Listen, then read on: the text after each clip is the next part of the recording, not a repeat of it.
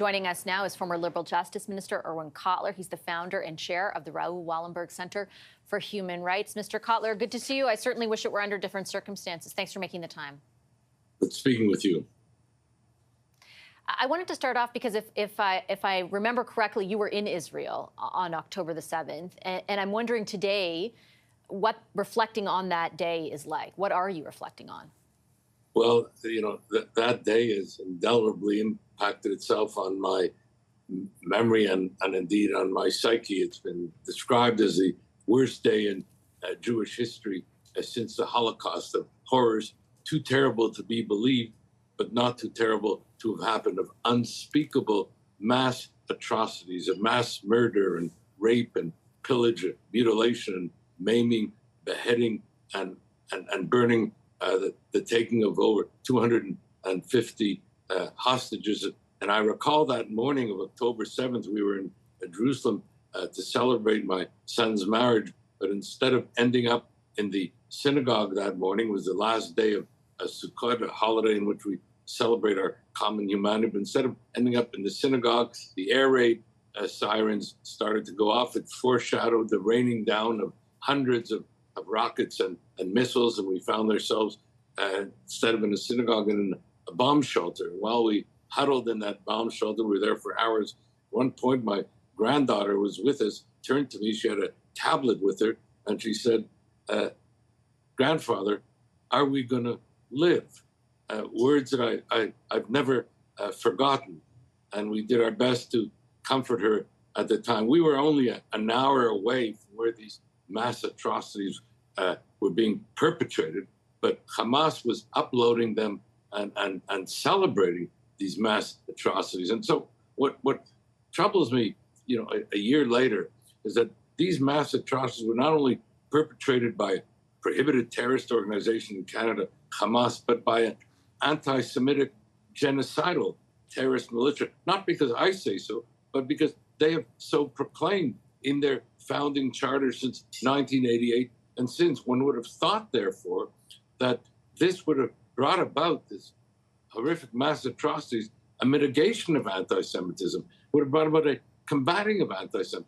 But on the contrary, it's led to an unprecedented explosion of anti-Semitism. And even a year later, denial, support for it, justification of it, even celebration of it, which began on October 8th, right in the immediate aftermath of those atrocities, as Hezbollah began its attacks on October 8th. And we forget that they joined Hamas's mass atrocities on the 7th with their attacks on October 8th, all of which has been financed, trained, spearheaded, incentivized by Iran, which has been given a pass, really, for this last year.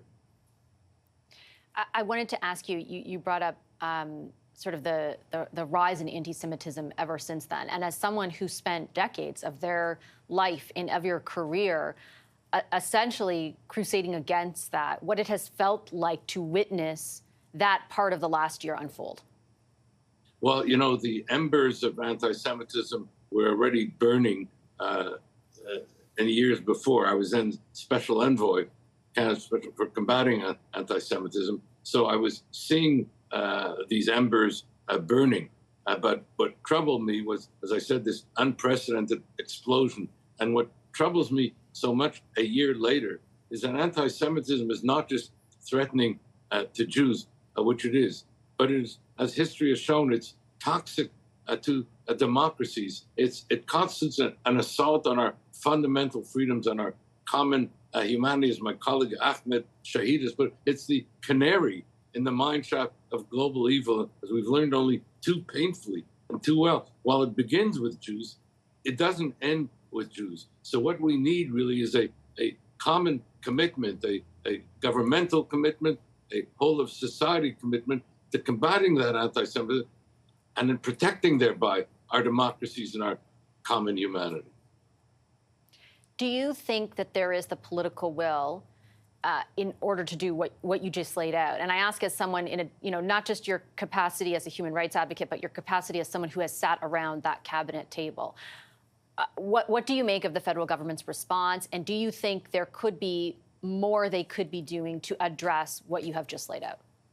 I think we need more. We need what I call the 4 Ps. In other words, I'll take just anti-Semitic hate crimes as an example. We've seen an alarming rise in anti-Semitic hate crimes where 1% of the population, which is Canadian Jews, is the target of 70% of religiously motivated hate crimes. I'm not saying there are not hate crimes against other groups, and we have to work in common cause in that regard, because hate crimes threaten us all. But I've not seen the kind of governmental commitment to the 4 Ps, what I call the prevention of such hate crimes to begin with, the protection of the target group, the persecution of the perpetrators, and partnerships between the federal, provincial, and municipal governments, along with civil society. And on the governmental level, sadly, that kind of commitment, that kind of combating has not been there. It's shocking that a year later, the crime of for example, of persecution, the crime really of intimidation has yet to be charged. So we need a greater political will. We need more on the ground involvement at all levels of government.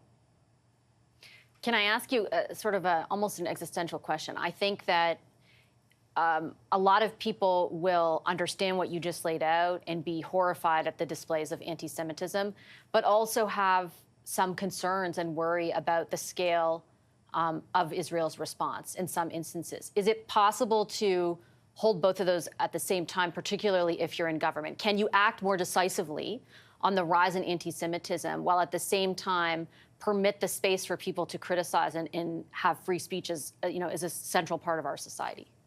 Yes, of course. I mean, Israel, like any other democracy, cannot be immune from any criticism. And like any other democracy, it must be held accountable if there are any violations of international human rights and humanitarian law. Democracies don't deserve a pass. But the problem that has concerned me in all this is, as I say, not any criticism of any, but it's been the hate and incitement and the singling out of a member state of the UN for selective opprobrium and indictment.